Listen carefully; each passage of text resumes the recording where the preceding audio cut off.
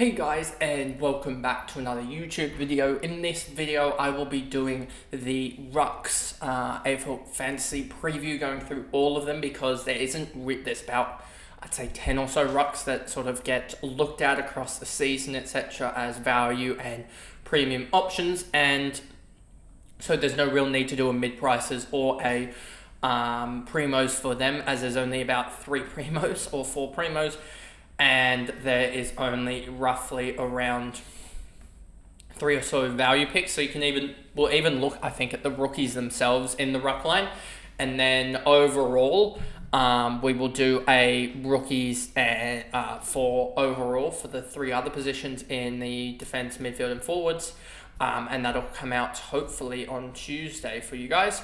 But before we get into this video, remember to like and subscribe, turn the notification bell on so you know when I upload, and let's get into the video. So as you can see here, hopefully, if I just make this a tiny bit bigger for you guys, we have the Rucks all here in the stat center, and Tim English is the #1 ruck, and I think I said this in the Western Bulldogs preview, or it might not have even been information by that time, but obviously I know that I said in the preview that Tim English was not training at that point. He had some concussion issues and stuff like that, and we did see this a similar issue play out with him. I believe it was it concussions, or was it a hamstring or calf injury that he had last year? He definitely had an injury, and then we're all doubtful about round 1, and then he just blitzed it. So there is that this could just be a false flag. But also new information has come up, and I don't know if this was in the Western Bulldogs preview, but Tim English, there is a large chance that Rory Lobb plays a little bit more in the ruck. If we go to here next time, CBAs, and then we go to the Western Bulldogs, and we go to this last game, you see it was a 53-47 split. And and in that game you saw him he still got to a 98 with 2 goals. Whether he'll be a 2-goal forward usually, and it was against a Geelong side, but whether he'll be a 2-goal forward in the future is another thing. So I don't know if he'll necessarily be a 2-goal forward. So there's that to look at. But also we just see this split between English and also Rory Lobb, that I don't think you really want to, if that is the case, a 53-47 split, which it shouldn't be, then I wouldn't be going for English. I suspect it will probably be a 70-75% sort of split, and so that won't be what we really want at all, to be honest with you. So yeah, I wouldn't be going for the likes of a Tim English at the moment with present news.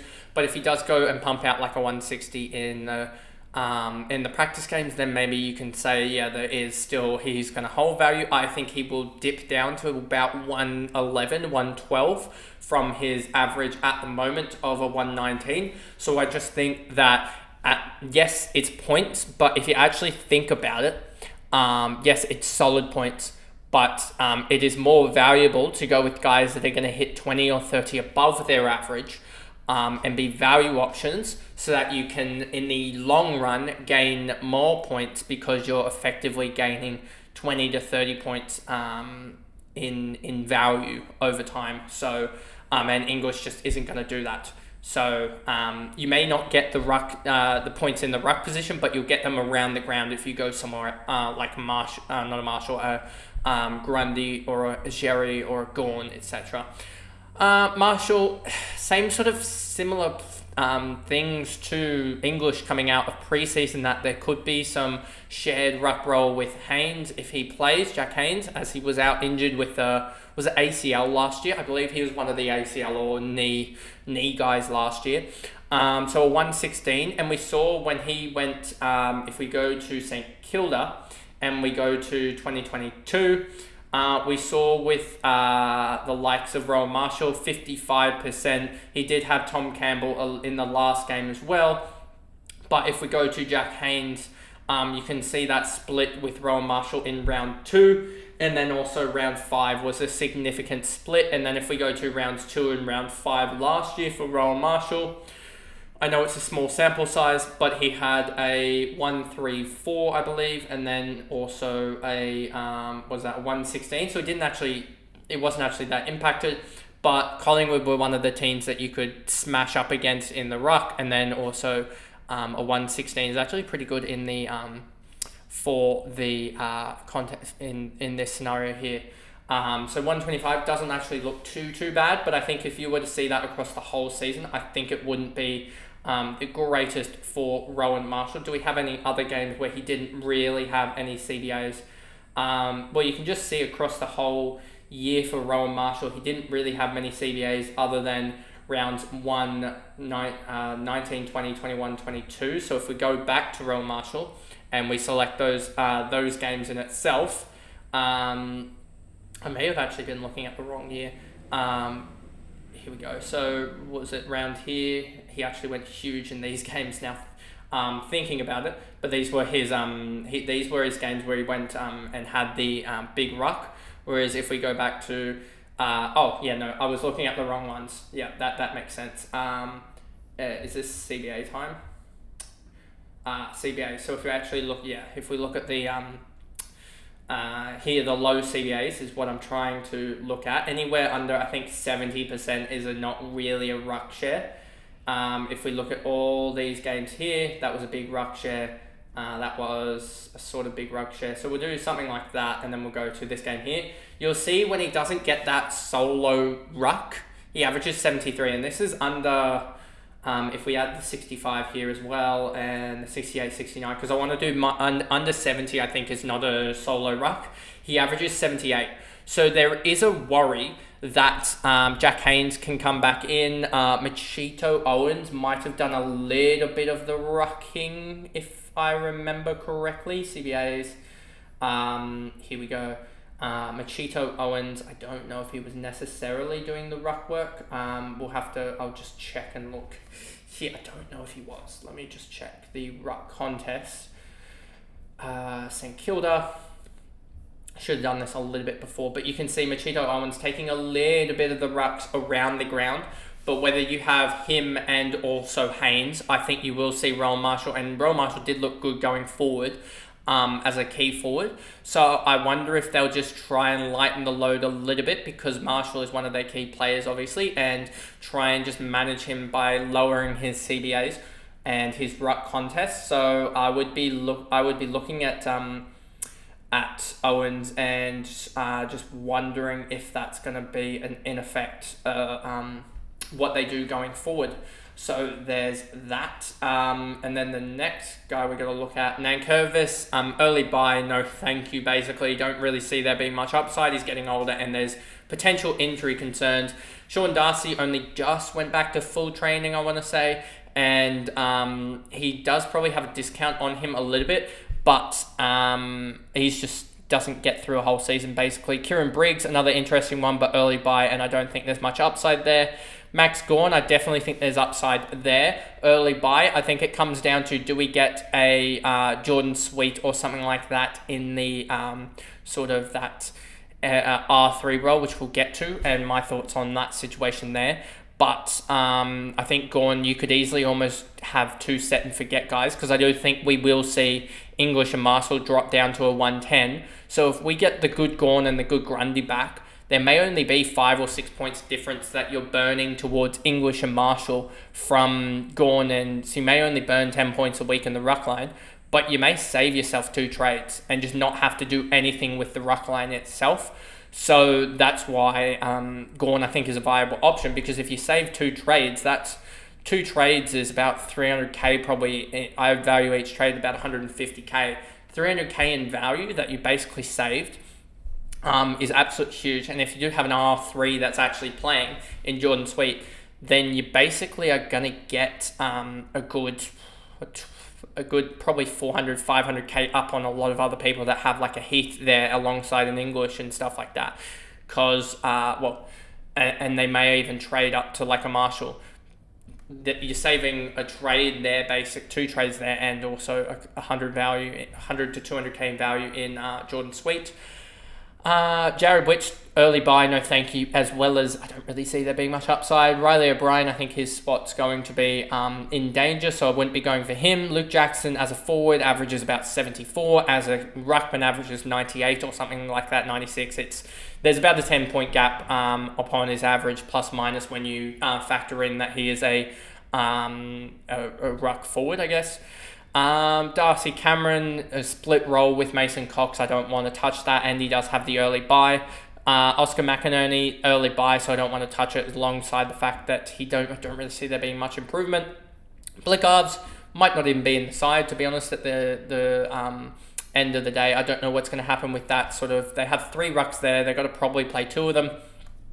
And I know a lot of people will just be, they'll run it back with Blickards and Stanley, but Blickards and Stanley, if you look at the major numbers, they've really started to regress in terms of their hitouts and hitouts to advantage. And that is really causing the center clearances for Geelong to drop through the clouds. They've gone from basically in their premiership year, the second best I think it was in the comp in clearance differential, to I think bottom 5 in the last year. That's how much the regression has happened.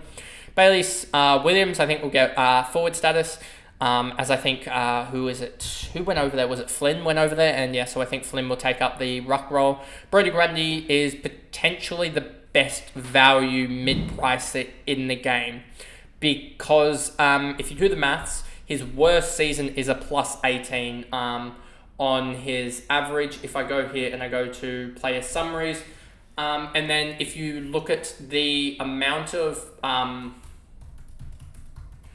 and I might even be understating this as well, because so I need to just check something that I'm about to say. But if you look at him in the VFL, you can see the stats sort of there as well, that he does go at 92 in the VFL, and I think he was sharing a ruck role anyway. You can see he was major ruck here, and I guess a major sort of ruck there anyway. But you can see when he was in the side as a ruck only, where is it here? You can see, I think these games were without Max here, somewhere around here, and you can see he went 100 through 4. I think this was the game that Max got injured, so he had to play, but I think these 4 were the ones that he wasn't, Max was out of the side. But you can also see at Collingwood, when he was major ruck, there was that he did pretty well anyway. So the thing with Brodie Grundy is basically, you can see here as a solo ruck, he has at least 18 points upside on the likes of, and I just want to check, what was his last game in 2022? Last game he put up a 105, and he may have actually been injured in that game anyway. But he put up 18 points of upside. So there's that, and so if you think about, that's 18 points of upside. Just right there, 18 points of upside. Then I'm pretty sure, and I just need to double check this for ruck contests in itself, but if you look at the Sydney Swans and you look at, and then I'll go back to his days as a ruckman at the Collingwood Football Club. But if you look at it, 792 plus 648 plus 509 plus 149 plus 90 plus 34 is 2222. I will disregard Fox and stuff like that. And if you go to Collingwood and you go to his 2022, and you look here at 2022, you will see that they're 1072 plus 651 plus 399. That's actually roughly the same, to be honest with you. I thought it was a little bit different. I may be discounting, doing the wrong years, but 1215 plus 349 plus 96. Oh, have I done 2022? Would bet when they make they play a couple of extra games actually. 2021, do they play only 23 games? Okay, that should give us a better understanding. Yes, and that was the reasoning behind that. That makes sense. Basically what happens is the Swans have a rough 200 or 100 to 200 more ruck contests a year on top of the Collingwood Football Club. If we actually go to it, 12, 15, and I'll do this calculation again, 96 is 1660 plus 42 plus 22 plus 5. Divide that by 22 games. That is roughly 78 contests a game. Then we go to Sydney and we go to here, and then we go to that stat again. And so they had... Oh, was I looking at the hitouts?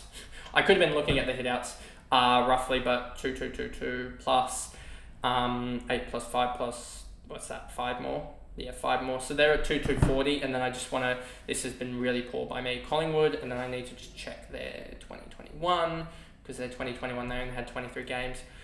No, that would have been right, of 78, and then 78 per game. And now if we look at Sydney in 2023, because this will be the marker that we have, they played 24 games, divided by 24. Sydney had 93 ruck contests a game. There is a clear gap of 15 ruck contests, and I just wanted to double check this, although I did, was a long-winded calculation there. But Sydney have roughly 15 contests a game.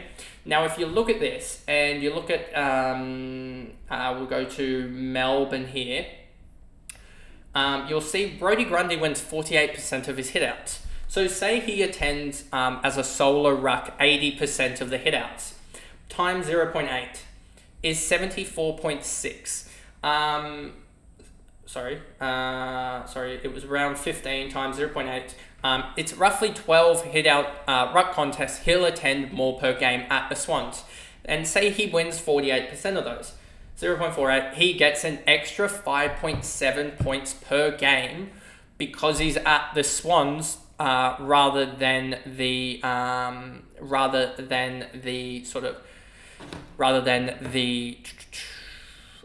Collingwood in that 93% range, and that is using his in that 2022 Collingwood side, so that 93 that he had. So that's roughly a baseline of 98, 99, and there's disposals he could potentially get, etc. But then again, he is a majority ruck in that anyway. But so that is sort of the baseline, is that he should be able to, if he doesn't regress, get a 98, 99, and that's why his value, he was winning 46%. So if we do that calculation, if you want to say that he was going to win 48% of them, 46% rather than 48, it would be 5.5 points. So still, that's going to be a 90. That's still going to be a 98.8 rather than a 99. But the same sort of thoughts apply, is that he's going to be, 22 points of upside at least, and there is potential that he pushes on to be a 105 type of guy, and 105 is almost basically going to be a keeper, and if he is a keeper, then that saves you guys a trade, as we were talking about. But that is the basic thought behind Grundy. Ladhams won't play. Grundy's going to be solo ruck. As a Swans fan, I can tell you that. Sodo, interesting one. I think he is the better forward, but also potentially the better ruck out of him and Sweet. So it'll be interesting to see how Finlayson impact them going forward, as I think Finlayson can chop out in the ruck, which would allow them to only play Soldo, and Soldo almost as a solo ruck, but I don't think he'd be around that 65 to 70 mark, I think, and Finlayson filling in the rest. But if we do get a Soldo Sweet, I think Sweet would be the majority ruck there, and Soldo is a better forward, so I think he'd go forward more, and you'd see a 65% split in terms of Sweet. And if that is the case for Sweet, then he is a value option when we get to him.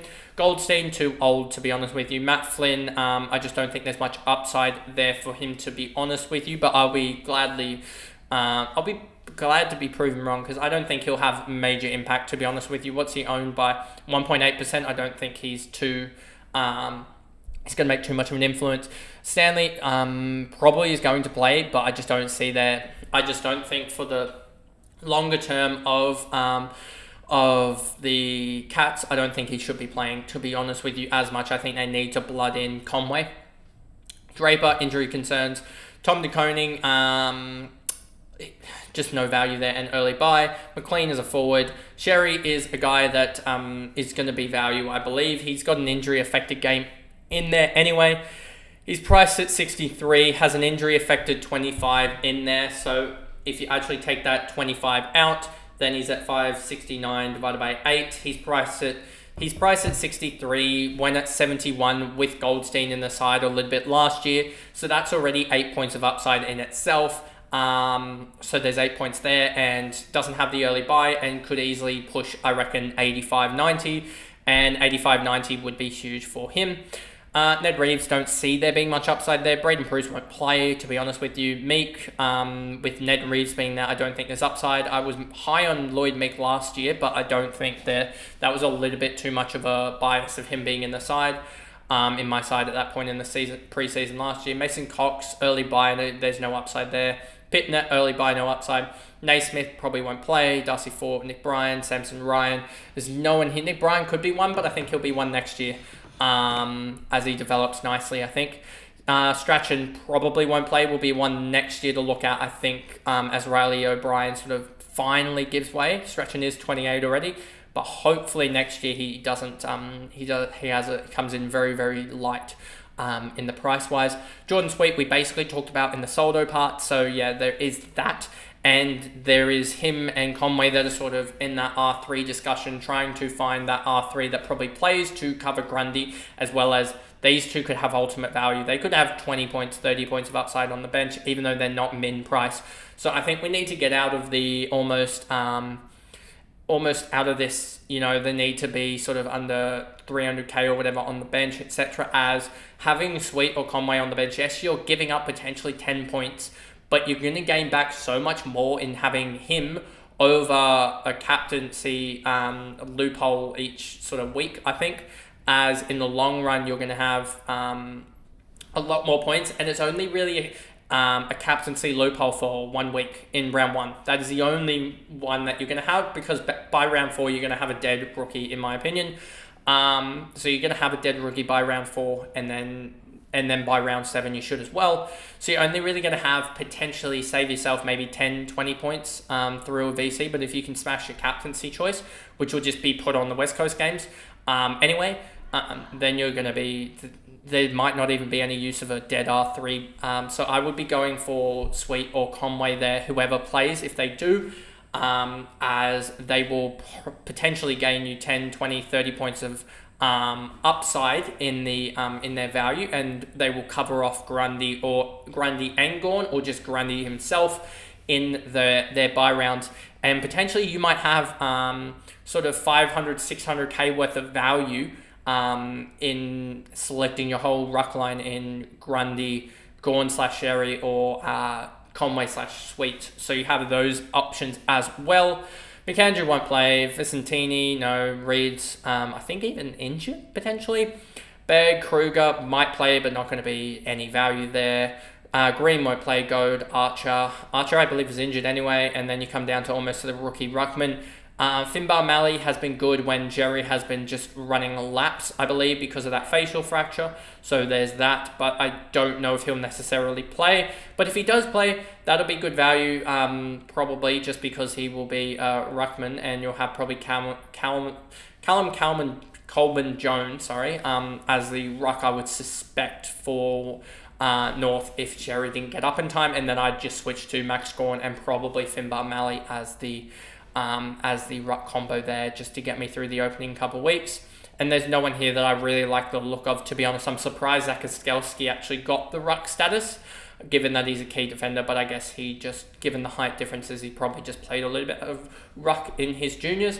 But anyway, that is the video. I did ramble on a little bit trying to find the Brodie Grundy stats, but I just wanted to prove to you guys that Brodie Grundy will be the, in my opinion, value pick of the year. There's solo ruckies plus 18. Playing as a Swans member, he should gain another 5. And we're talking about a guy in the when he was playing for Collingwood in 2022. He attended, in the end, it was roughly around, let me actually check, 80 plus 79 plus 66 plus 93 plus 69 plus 81. That didn't go right. 80 plus 79 plus 66 plus 93 plus 69 plus 81. 10, divide that by 6. He attended 78. That's roughly where I see him sitting at the Swans. So that is the rough indicator that we get for him there at the Swans. I reckon there's a 98, 99 average as his sort of floor, and potentially being in a new environment, he might go better. But anyway, that is the video, and I'll see you guys in the rookie sort of video, which will probably be not the most useful one, just because it is this far out in the season. There's a lot of 200k guys that will actually debut very early on in the season that I won't catch, but hopefully it will give you an indication on these sort of three sort of high 200k guys that are tracking along pretty nicely. But anyway, that's the video, and I'll see you guys in the next one. Bye, guys.